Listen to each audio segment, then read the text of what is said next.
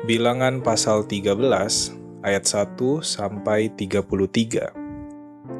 Kedua belas pengintai. Tuhan berfirman kepada Musa, "Suruhlah beberapa orang mengintai tanah Kanaan yang akan kuberikan kepada orang Israel. Dari setiap suku nenek moyang mereka haruslah kau suruh seorang, semuanya pemimpin-pemimpin di antara mereka." Lalu Musa menyuruh mereka dari padang gurun Paran, sesuai dengan titah Tuhan. Semua orang itu adalah kepala-kepala di antara orang Israel.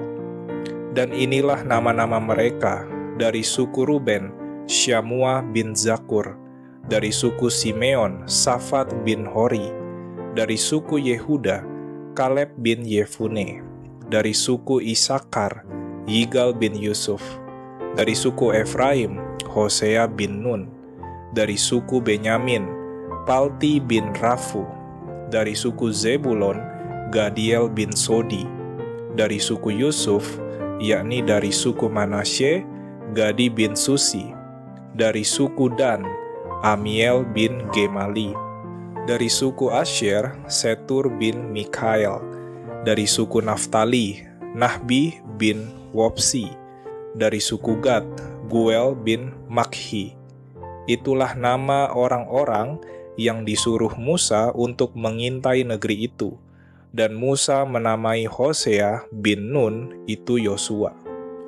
Maka Musa menyuruh mereka untuk mengintai tanah Kanaan. Katanya kepada mereka, "Pergilah dari sini ke tanah Negeb dan naiklah ke pegunungan, dan amatilah bagaimana keadaan negeri itu. Apakah bangsa yang mendiaminya kuat atau lemah? Apakah mereka sedikit atau banyak? Dan bagaimana negeri yang didiaminya? Apakah baik atau buruk? Bagaimana kota-kota yang didiaminya?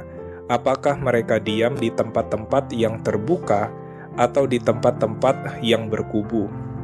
Dan bagaimana tanah itu? Apakah gemuk atau kurus? Apakah ada di sana pohon-pohonan atau tidak? Tabahkanlah hatimu dan bawalah sedikit dari hasil negeri itu. Waktu itu ialah musim hulu hasil anggur." Mereka pergi ke sana, lalu mengintai negeri itu mulai dari padang gurun Zin sampai ke Rehob, ke jalan yang menuju ke Hamat. Mereka berjalan melalui tanah Negeb, lalu sampai ke Hebron. Di sana ada Ahiman, Sesai, dan Talmai, keturunan Enak. Hebron didirikan 7 tahun lebih dahulu dari Soan di Mesir. Ketika mereka sampai ke lembah Eskol, dipotong merekalah di sana suatu cabang dengan setandan buah anggurnya. Lalu berdualah mereka menggandarnya. Juga mereka membawa beberapa buah delima dan buah ara. Tempat itu dinamai orang Lembah Eskol, karena tandan buah anggur yang dipotong orang Israel di sana. Sesudah lewat 40 hari pulanglah mereka dari pengintaian negeri itu, dan langsung datang kepada Musa, Harun, dan segenap umat Israel di Kades, di padang gurun Paran. Mereka membawa pulang kabar kepada keduanya dan kepada segenap umat itu, dan memperlihatkan kepada sekaliannya hasil negeri itu. Mereka menceritakan kepadanya, "Kami sudah masuk ke negeri kemana kau suruh kami, dan memang negeri itu berlimpah-limpah susu dan madunya, dan inilah hasilnya. Hanya bangsa yang diam di negeri itu kuat-kuat, dan kota-kotanya berkubu dan sangat besar. Juga keturunan Enak telah kami lihat di sana. Orang Amalek diam di tanah Negeb, orang Het, orang Yebus, dan orang Amori diam di pegunungan. Orang Kanaan diam sepanjang laut dan sepanjang tepi sungai Yordan."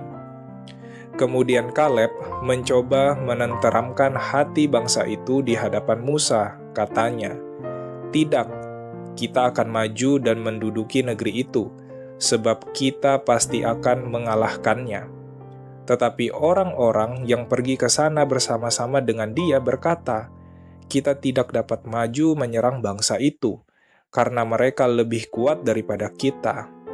Juga mereka menyampaikan kepada orang Israel kabar busuk tentang negeri yang diintai mereka dengan berkata, "Negeri yang telah kami lalui untuk diintai adalah suatu negeri yang memakan penduduknya.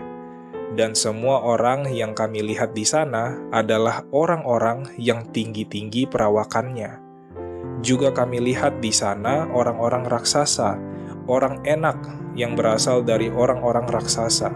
Dan kami lihat diri kami seperti belalang, dan demikian juga mereka terhadap kami."